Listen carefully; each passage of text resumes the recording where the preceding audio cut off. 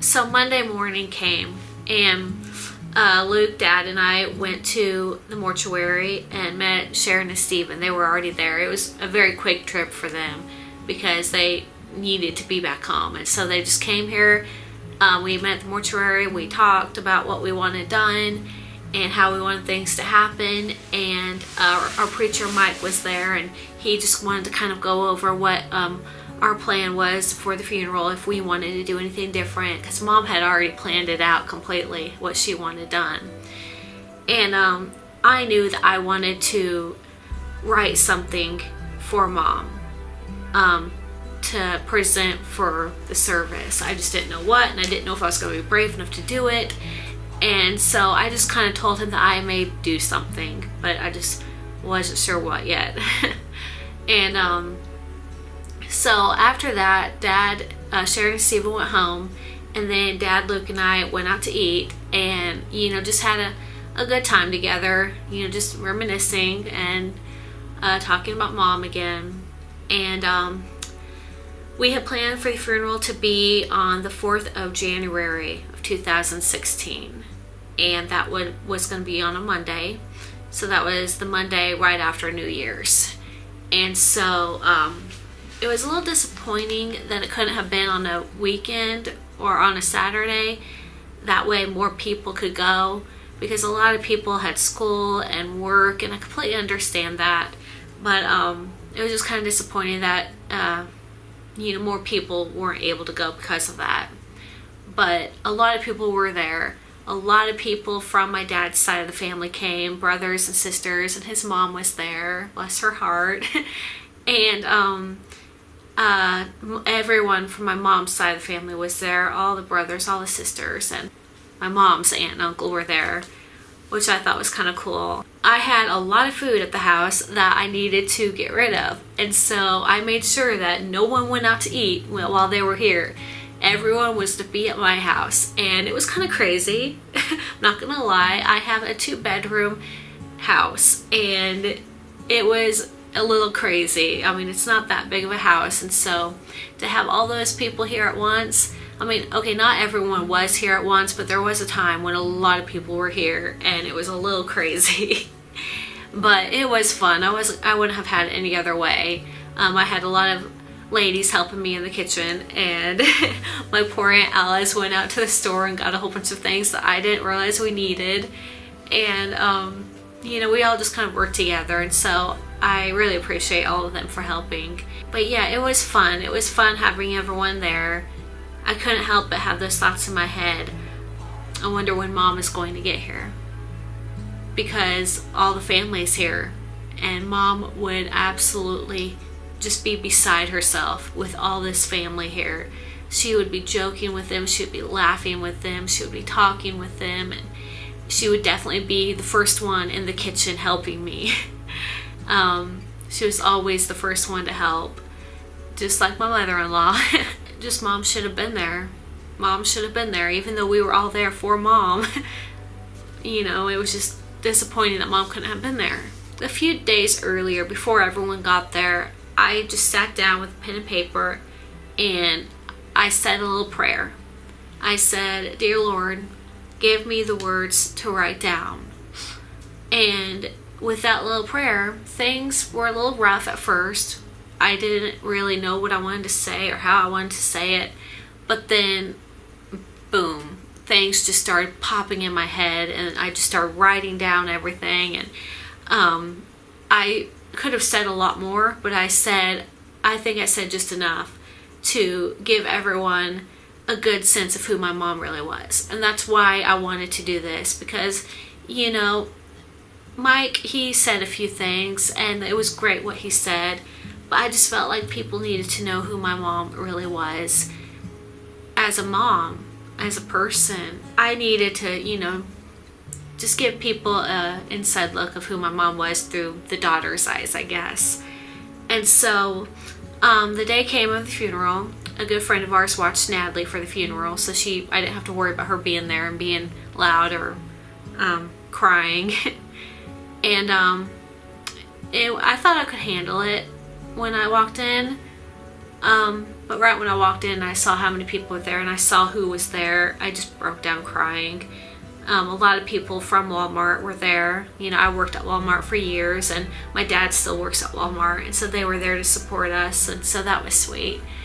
And old friends were there, and people I didn't recognize, co-workers of my mom's were there, and a lot of people who worked with Mom at Hilltop were there. Some people who were actually in the room when she was you know, that very first night when she was choking and they were all trying to calm her down. Those people were there at the funeral as well. And even some residents, they even had the opportunity to go. And so it was just very sweet to see how many people were there. Luke made a great picture of Mom, and that is what I put in front of her ashes. She was cremated, and so we had a little display of an angel. My mom was Phil's special angel. My dad always saying to Mom, "You are my special angel," and so she was his special angel. This was the angel that I put right beside her picture, right in front of where people were sitting, and this was the picture that was right in front. This is my mom. My mom was always an angel, but now she's an angel in heaven. This is her. She is so beautiful, and I love her so much. Always will. Luke is actually the one that made this. This picture was actually taken the first year that Luke and I started dating. Luke convinced me to take my mom out for a girls' night out, and my mom was so happy when I invited her to go out with me and just have some time, you know, to ourselves. She was so happy, so giddy, so, you know, just her little kid personality came out. And she got all dressed up. She came home from work, she got all dressed up and put some makeup on. She was ready to go. But then she wanted to go see Dad. My dad was working at a convenience store part-time, and she wanted to go see my dad so that he could take a picture of us. This is actually a picture of my mom and I standing in front of a pop machine at a convenience store that my dad was working at that time. And I love the picture. I think it's beautiful. So I sent it to my husband through his phone, and he downloaded an app where he could fix up pictures and do a lot of cool things with pictures, and that's what he did, and that's what came out of that picture. He cut me out completely, and he put a beautiful background behind Mom, and that's the picture. And that's the picture that everyone saw when they walked into her service. And so I love it. And I even put some letters down below, and it read Phil's special angel, and he loved that. So yeah, I knew what I wanted to say for Mom's eulogy, and I had everything written down, but I knew that I was just going to get terrified. I was going to see all those people, and I was going to break down in tears, or I was going to freak out, and I wasn't going to say what I wanted to say. I wasn't going to say the words the way I wanted to say them. You know, I mean, I always flub up my words all the time. I just never say what I want to say. And even if I have everything written down, everything I want to say, word for word, it's right in front of me. Unless I read it completely, word for word, I knew I was gonna say something weird. But I didn't. In that moment, when I was sitting down, I had the piece of paper in front of me, and I was just waiting for him to call me up to say what I wanted to say. And I was not nervous. I was not scared. They played the slideshow that a good friend of ours put together, and using the songs that Mom wanted. So I walk up and I am not terrified. I am not scared. Of course, I'm a tad bit scared, a little bit shaky, but not that bad at all. I was able to look at the crowd. I was able to smile. I was able to thank them for coming.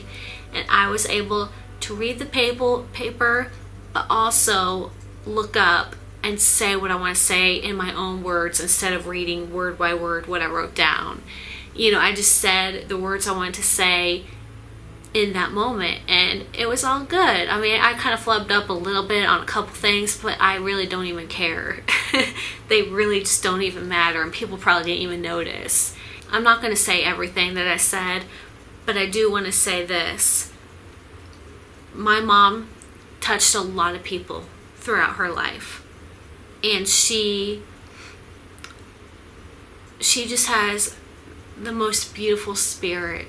Inside and out, she is beautiful. She was shy, she was quiet, very sensitive. I get a lot of that from her. And she loved God. She was a strong Christian, and she wanted to make sure everybody knew that. And I even played a little clip at the end of the slideshow of her talking about heaven and how she can't wait to get there. She was willing to die for Christ. When she found out she had A.L.S. and that she was going to die from A.L.S., of course she was devastated. Of course she was terrified of the unknown.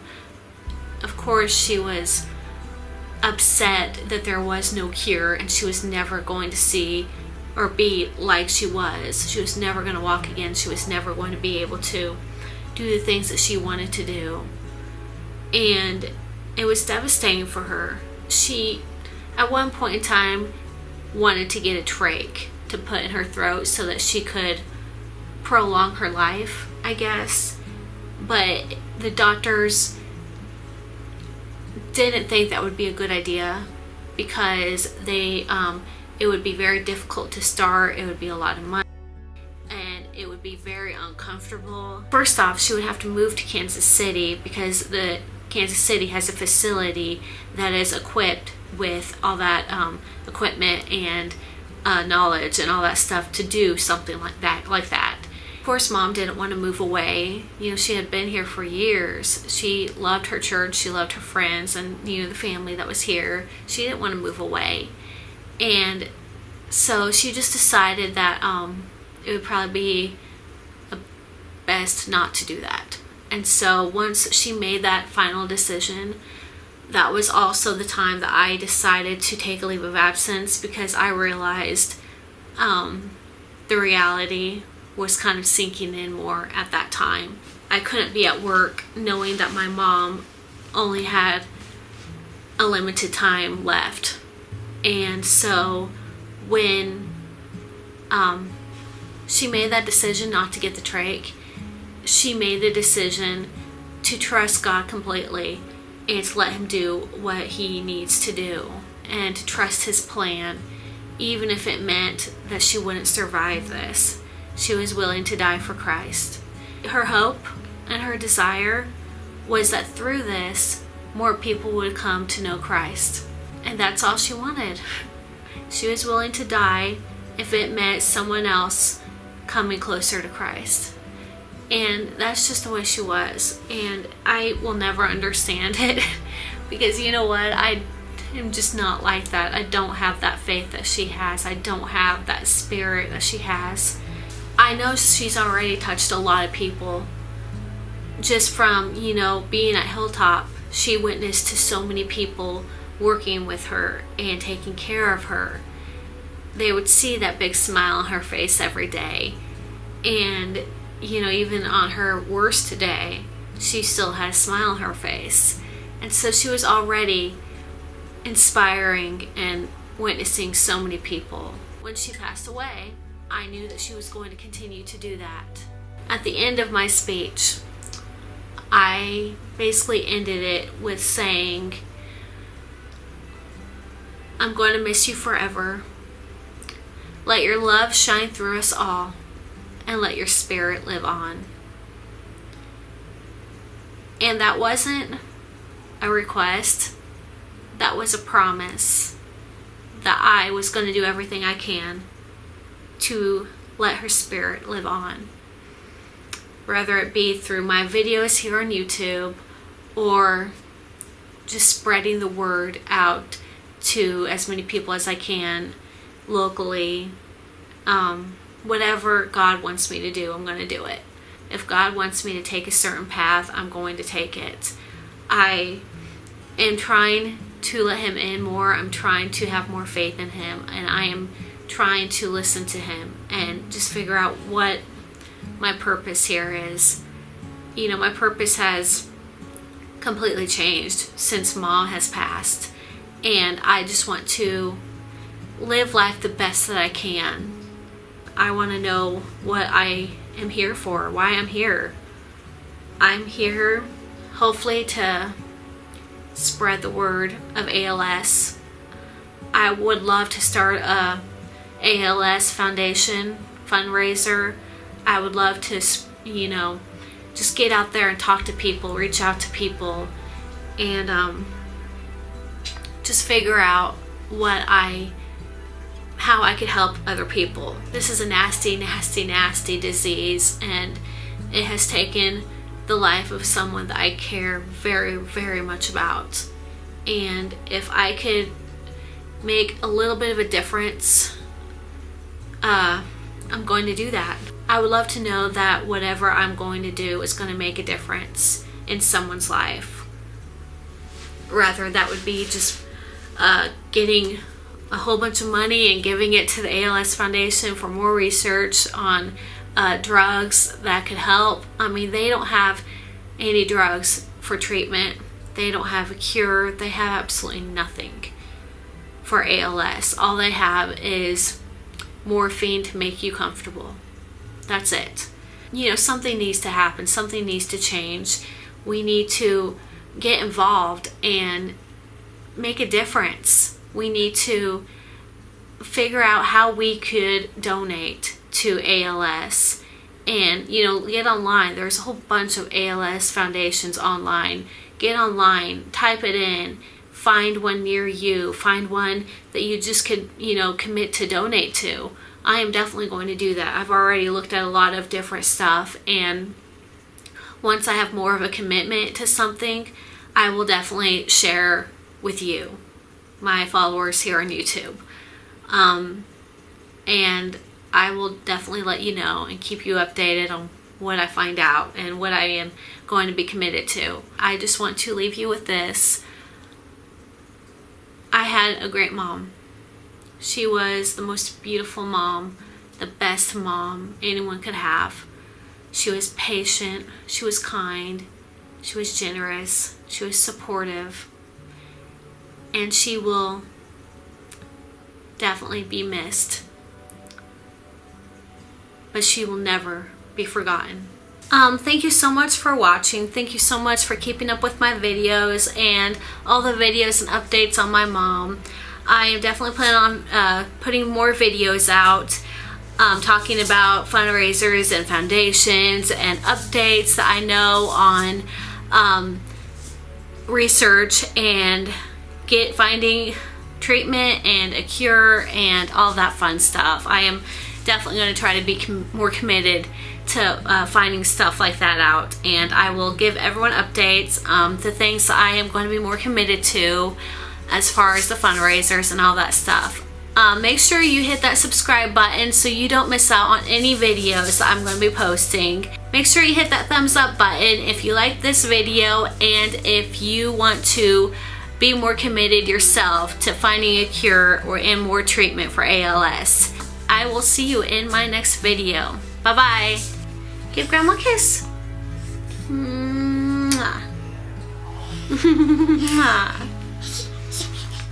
Give Grandma a kiss.